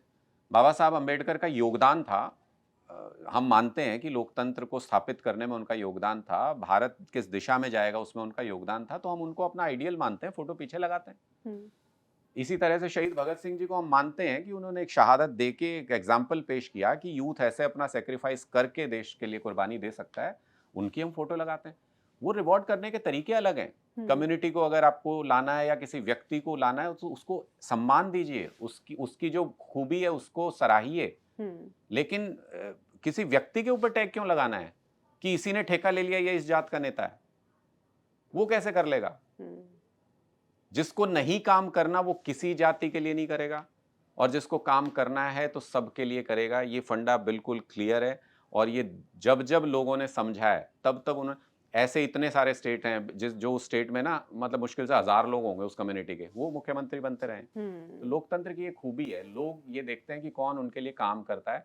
जब जब जाति देखते हैं तब तब गलत निर्णय होते हैं, तब तब लोग गलत बन जाते हैं। जब जब वो काम देखते हैं तब तब निर्णय सही होते हैं। तो मुझे लगता है कि ये जाति वाला मिथ है जिसमें लोगों को बरगलाया जाता है, जिसमें लोगों को जोड़ने के लिए इस्तेमाल किया जाता है। पर अगर पीछे मुड़ के वो लोग देखें कि यार इसको मैं जात के नाम पे वोट देता है, इसने जात के लिए किया क्या? भाई या तो कोई ऐसा कर दे कि मान लो कोई जाटों का नेता है और उसको जाटों ने वोट दिया इस नाम पे, भाई ये जाटों का नेता है, इसको तो हम वोट देंगे। तो फिर उसको ये करना चाहिए ना कि जब वो चुनाव जीत जाए तो वो ये कहे कि भाई ये सड़क बनवाइए, इस पे जाट जाट चलेंगे, इस पे कोई और नहीं चल सकता। या ये जो बिजली मुफ्त करी है मैंने, सिर्फ ये एससी वर्ग के लिए होगी, इस पे और कोई नहीं बिजली मुफ्त ले सकता। ऐसा तो नहीं होता ना। तो इसका मतलब ये मिथ है, ये क्रिएट किया जाता है कि ये जाति का नेता है। जाति का नेता कुछ नहीं होता। जाति का नेता नहीं होता, जो नेता होता है वो लोगों का नेता होता है। उसका मतलब है वो नेतृत्व कर रहा है, आपकी बात पुरजोर तरीके से रख रहा है, आपके लिए लड़ जाएगा, आपके लिए निर्णय लेगा अच्छे। जाति का नेता कुछ नहीं होता।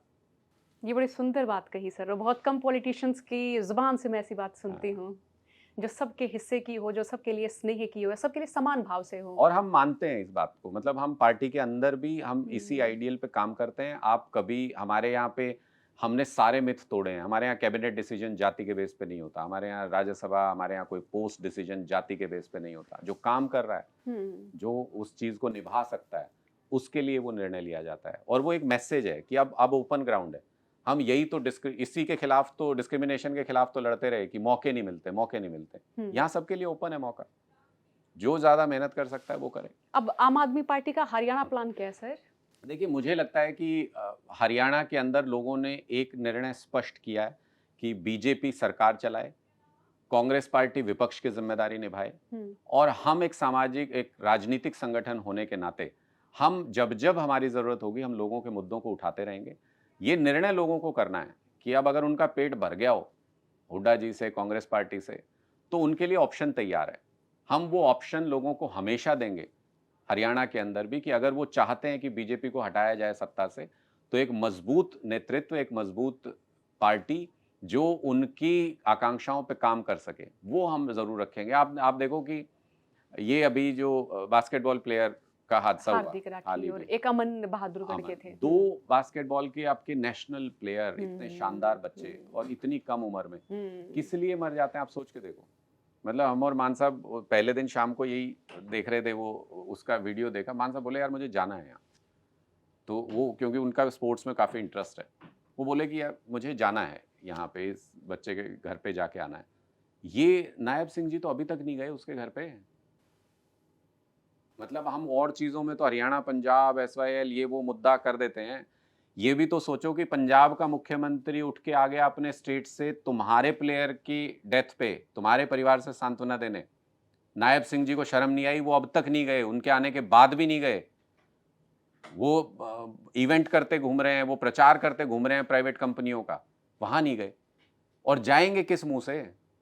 मतलब ओलंपिक में मेडल हम लें, 20 में हमने लिए 7, मेरे ख्याल 6 में से 4 मेडल हमारे थे, 24 में 7 में से 6 मेडल हमारे थे। 90% मेडल तो ले हम, और मेडल मिलने के बाद कह दो, उसके बाद फोटो खिंचाएंगे कि हमने इतने करोड़ दे दिए इस प्लेयर को। अरे वो तो बन गया अपने आप से, तुम नहीं दोगे तो कोई और देगा, वो तो एक स्टार बन गया। लेकिन जब वो संघर्ष कर रहा है, अब वो आई ना असली तस्वीर सामने कि उसके साथ क्या करते हो। बास्केटबॉल पोल पे हाथ लगे और वो गिर जाए पोल, 150 किलो के प्लेयर लटक जाते हैं विदेश में बास्केटबॉल के रिंग पे, हम टीवी पे देखते हैं। कभी ऐसा हादसा नहीं हुआ। यहाँ एक हादसा हो गया, 2 हादसे हो गए, दूसरे का भी CCTV सामने आ गया, नहीं तो इसकी भी बात नहीं कर रहे होते। बहादुरगढ़ वाला दबा दिया था इन्होंने। और क्योंकि वो एक दलित समाज से आता है बच्चा, वो SC वर्ग से आता है बच्चा, उसकी तरफ इन्होंने ध्यान तक नहीं दिया, उसकी मांग को दबा। और बाद में क्या किया इन्होंने, कह रहे हैं 5-5 लाख दे देंगे, एहसान कर रहे हैं हमारे पर, 5-5 लाख रुपए दे देंगे। मतलब एक नेशनल प्लेयर की पहले मौत के जिम्मेदार आप, और फिर अपमान कर रहे हो उसका, आप तिरस्कृत कर रहे हो उसके परिवार को। सड़क पे हादसा हो जाए तो आप कहोगे 10 लाख दे देंगे क्योंकि आपके उसकी बदनामी हो रही है सरकार की, और यहाँ 5 लाख रुपए दे रहे हो। उसके भाई को, उसके फादर को, उनको नौकरी नहीं दे सकते, उनको वो सम्मान नहीं दे सकते जो वो देश के लिए लाने वाला था। नेशनल प्लेयर है वो, वहां खेलता, आपके लिए ओलंपिक में मेडल लेके आता। मान लो कि ये दुर्घटना हो गई, मान लो दुर्घटना क्या, मैं इसको बोलता हूं हत्या है, ये सरकार प्रायोजित। आपने हत्या कर दी और उसके बाद आप कह रहे हो 5 लाख ले लो, जाओ यहां से, हो गया काम। तो ये आपकी मानसिकता दिखाता है। ऐसे मुद्दे जब भी आएंगे तो हम लोगों के साथ खड़े हैं। मैं फिर कहता हूं, जब चुनाव नहीं हुआ था उससे पहले भी, जब ये इनका खेल मंत्री के ऊपर आरोप लगा था, तब भी हम उस प्लेयर के साथ खड़े थे, उस महिला के साथ खड़े थे। आज भी हम इन बास्केटबॉल प्लेयर के साथ खड़े हैं। जब जब हरियाणा में ऐसा मौका आएगा, हम आपको पूरी मजबूती के साथ उस बात को उठाते मिलेंगे, खड़े मिलेंगे। हुड्डा साहब को सड़क पे चाहिए था कि उतर के आंदोलन करते, वो सदन का इंतजार करेंगे, एक शेर वो सुनाएंगे, एक जवाब में नायब सैनी सुना देंगे, ये उनकी शेर व शायरी विधानसभा में चलेगी, और फिर ये कहेंगे कि देखो हमने विधानसभा में मुद्दा उठाया। ये विपक्ष का काम नहीं है। विपक्ष का काम ये है कि वहां सड़क पे जाके इनके साथ संघर्ष करें, इनके मुद्दों को उठाएं, उसको बड़ा बनाएं, सरकार को झुकाएं। इतने विधायक आपके पास हैं, सरकार नहीं झुका सकते। वो बास्केटबॉल कोर्ट अच्छा शानदार बने, उस बच्चे के नाम से उस स्टेडियम का नाम रखा जाए, उनको अच्छा मुआवजा मिल सके, ये सुनिश्चित नहीं कर सकते। तो लोगों को भी ये देखना है कि जिसको आपने विपक्ष की जिम्मेदारी दी थी, जिसको नौकरी दी थी, वो नौकरी निभा रहा है कि नहीं निभा रहा है, 9 से 5 आता है कि नहीं दफ्तर में आता है, ये भी लोगों को निर्णय करना है। सर, एक सवाल और आम आदमी पार्टी के हिस्से आता है। केजरीवाल साहब के आलीशान सरकारी आवास को लेकर, हालांकि अब तो नहीं है उनके हिस्से वो।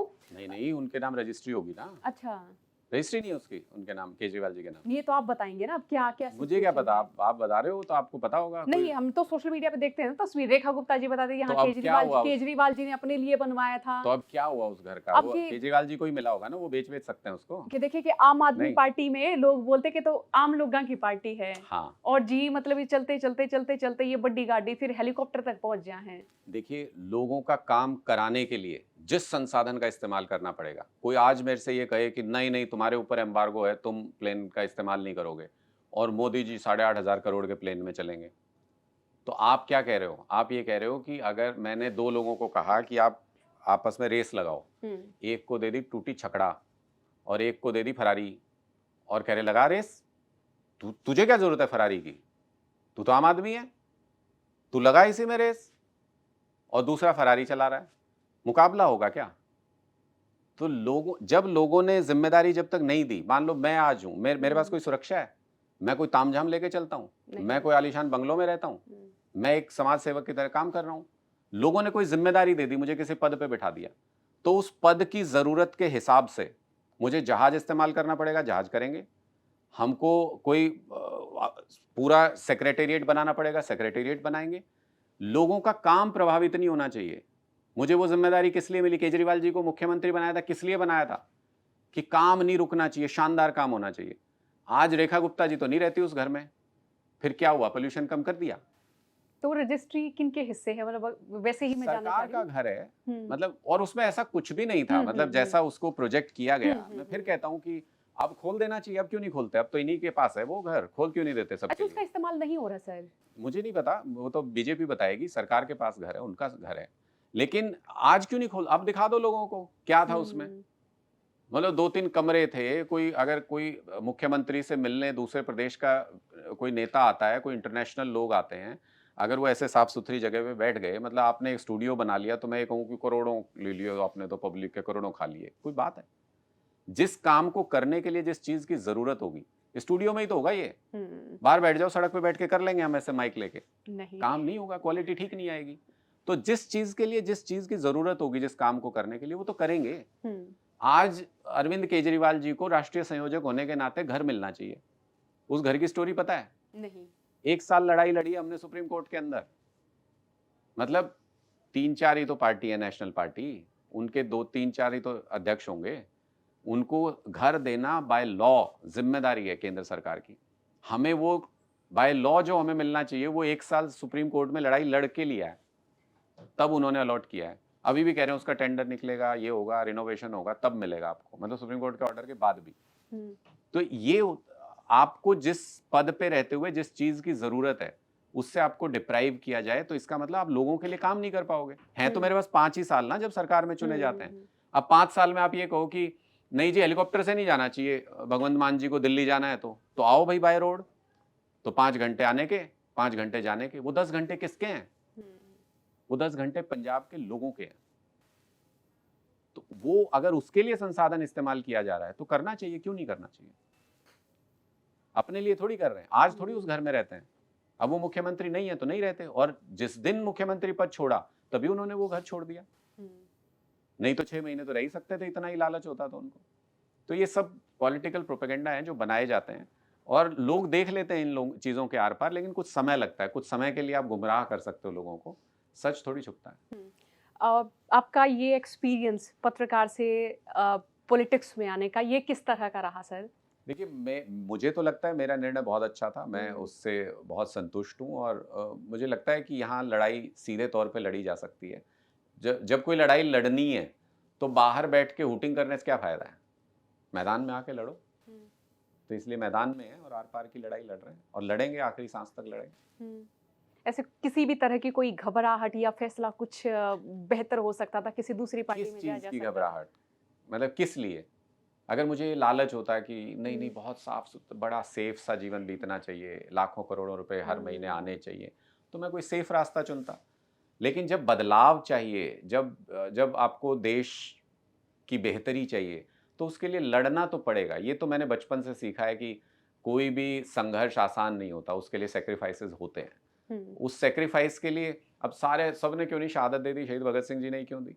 हम्म, सारे चाहते हैं शहीद भगत सिंह हो पर पड़ोसी के घर में। ये तो सही नहीं है।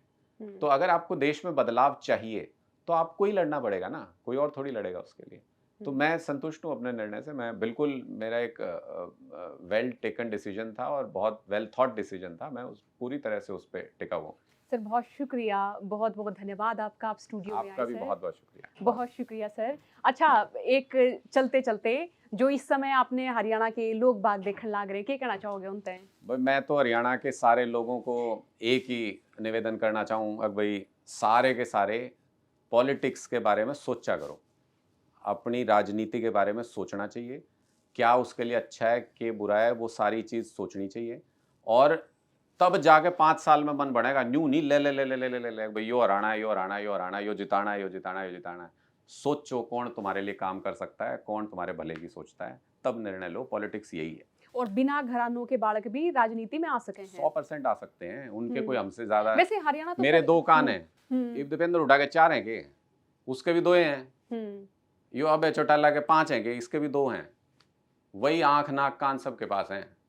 100% आ सकते हैं। मैं तो, और मैं अपने यंग, सारे जितने भी यंग लोग देख रहे हैं मुझे, मैं तो उन सबको कहता हूँ, आप किसी भी फील्ड में हो, आपको लगता है आप लड़ सकते हो, आपको लगता है आप संघर्ष कर सकते हो, लोगों की आवाज बुलंद कर सकते हो, तो आना चाहिए उनको, हम स्वागत करते हैं। लेकिन एक ये माना जाता है ना सर कि जो घरानों के ही बच्चे हैं वो उनके लिए संघर्ष बड़ा कम रहेगा। ये मतलब आप तो देखो है, कि आते ही वो विधायक बन जाते हैं, एमएलए बन जाते हैं, उनके छोटे-छोटे बच्चे भी उनके नाम के ये आगे तो भी ये है, तो विधायक बनेंगे, ये सांसद है, बनेंगे ये ये। उनको सहूलियत रहेगी, ये है। हुँ, वो जब दौड़ना शुरू कर रहे हैं, वो आपसे 100 मीटर आगे खड़े हैं। लेकिन हुँ, अगर आपको तेज दौड़ना आता है, तो आप उसको पछाड़ सकते हो। आम आदमी पार्टी ने यही तो दिखाया है कि एक आम घर से आके भगवंत मान जी एक मास्टर के बेटे हैं। हुँ, अरविंद केजरीवाल जी के पिता कोई मतलब ये थोड़ी है कि कोई बड़े धुरंधर नेता थे, वो राजनीति में नहीं थे। Arvind Kejriwal ji first generation politician है। हुँ, तो आम आदमी पार्टी ने ये दिखाया है कि आम घरों से आके लोग सरकारें चला सकते हैं, इनसे अच्छी चला सकते हैं। क्योंकि इनको तो पता ही नहीं ना आम घर की जरूरत क्या है, आम घर में क्या होता हुँ। है। इनको क्या पता। इनकी 3-3 4-4 जनरेशन महलों में रहती आई हैं, सत्ता में रही हैं। इनको क्या पता आम आदमी की क्या और जरूरत सर है। मैं तो ज़्यादातर जो पॉलिटिशियन है ना उनकी स्टोरी करती हूँ कि उनके बेटे विदेश में पढ़े, एकदम आके चुनाव लड़ हाँ, लिया सबके। और पीछे मैं इलेक्शन कवर करती थी ना सर, पीछे टीम देती थी स्पीच लिख-लिख के। हाँ, हाँ, फिर हाँ। वो थोड़ा-सा वो देखो खेती-बाड़ी में ये हो रहा है, हरियाणा में ये हो रहा है, वहाँ ये हो रहा है, फिर वो लिख के बताया करते तो थे। वो फ़र्क नज़र आता है। और एक सोचिए उनके साथ भीड़ भी होती थी, 10-20 लोग उनके पानी की भी पूछते, चाय की भी पूछते। वो फ़र्क नज़र आता है और वो इसलिए भी होता है कि उन्होंने खूब पैसा कमाया होता है, गलत तरीकों से, वो पैसा लुटाते हैं। यही तो संघर्ष है कि अगर आप एक आम घर से आके आप जो बात बोलोगे, हुँ, वो बात वो नहीं बोल सकते कितनी मर्ज़ी स्क्रिप्ट लिख लें, क्योंकि वो उस बात को बना रहे हैं और आप उस बात को जी रहे हो। हुँ, तो मैं इसलिए फिर निवेदन करता हूँ कि आम घरों के बच्चे इस बारे में सोचें। संघर्ष मुश्किल है, आपके पास पैसा नहीं होगा, आपके पास संसाधन नहीं होंगे। हो सकता है कि वो ज़ेड कैटेगरी सुरक्षा आपको राजनीति में आते ही नहीं मिलेगी। हुँ, लेकिन अगर आप संघर्ष करेंगे, तो हमने वो एग्ज़ाम्पल सेट किए हैं। हम 10 साल के अंदर-अंदर नेशनल पार्टी बनने वाली पार्टी हैं, 1 दशक से भी कम समय में। तो ये ऐसा नहीं है कि नहीं कर सकते हुँ, हैं, तो आना चाहिए सबको। हुँ। सर जब जब आएँगे, जब वो संख्या बढ़ेगी ना, हुँ, हुँ, तो ये आसान हो जाएगा। ये हुँ। आंदोलन, ये बदलाव, ये आसान हो जाएगा। सर बहुत शुक्रिया आप स्टूडियो में आए और ये बातचीत अनुराग साहब के साथ आपने सुनी। इस बातचीत में सवाल मेरे रहे हैं। आपके भी अगर कोई सवाल हो तो मुझे लिख के भेजिएगा इस कमेंट बॉक्स में और मैं वादा करती हूँ कि अगली इनसे जो बातचीत होगी उसमें मेरे भी कुछ जो सवाल जो मुझे आगे लगेंगे कि ये पूछे जाने चाहिए, उनमें मैं आपके सवाल भी ऐड करूँगी। और सर आगे हमारा आपको न्योता रहेगा क्योंकि मेरे भी नहीं, नहीं, सवाल जो बिल्कुल, मुझे जब भी हाँ। आपके पास सवाल होंगे, मैं जवाब हाँ। देने ज़रूर जी, आऊँगा। बिल्कुल, बिल्कुल और ये दर्शकों से मेरी गुज़ारिश है कि आपके कोई सवाल हों तो ज़रूर लिख के भेजिएगा। अगला पॉडकास्ट आपके सवालों को लेकर होगा। सर एक बार फिर से बहुत-बहुत शुक्रिया बहुत-बहुत सर। शुक्रिया, बहुत-बहुत धन्यवाद। आपने बातचीत सुनी, बहुत-बहुत शुक्रिया।